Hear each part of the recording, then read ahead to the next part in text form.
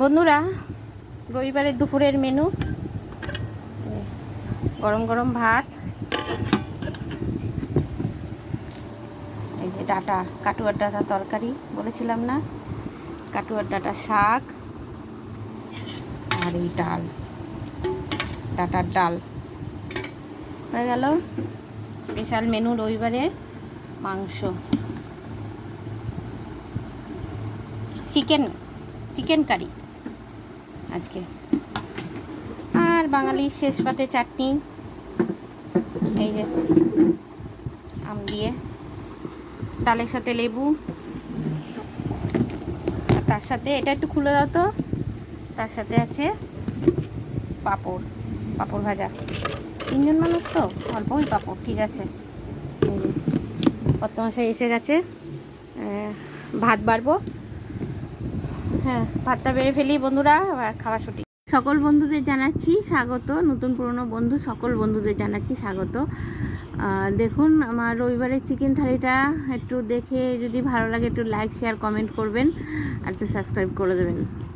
ভাত, গরম গরম ভাত, তার পাশে লেবু নুন আছেই, তার মধ্যে কাটুয়া ডাঁটার শাক রান্না করেছি সেটা দিলাম, কাটুয়া ডাঁটা আলু কুমড়ো দিয়ে তরকারি করেছি সেটা দিলাম, চাটনিটা তুলে নিচ্ছি। আর ওইদিকে আমার কত মশাইকে দেখা যাচ্ছে, কত মশাই পা লুঙ্গি সবই দেখা যাচ্ছে। চাটনিটা এখনই দেবো না, চাটনিটা তুলে রাখলাম। এবার চাটনিটা তোলা হয়ে গেলো, এবার কাটুয়ার ডাঁটা দিয়ে ডাল করেছি, তুলে নিচ্ছি।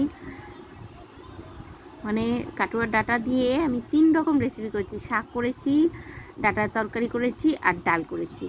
এই রেসিপিগুলো আমি তুলে ধরবো আপনাদের কাছে। এখন থালিটা দেখুন, ডাল দিয়ে দিলাম, চিকেন থালি, রবিবারের চিকেন থালি, ওই চিকেনটা তুলে নিচ্ছি, চিকেন কারি একদম কষা চিকেন কারি, খেতে দারুণ হয়েছে।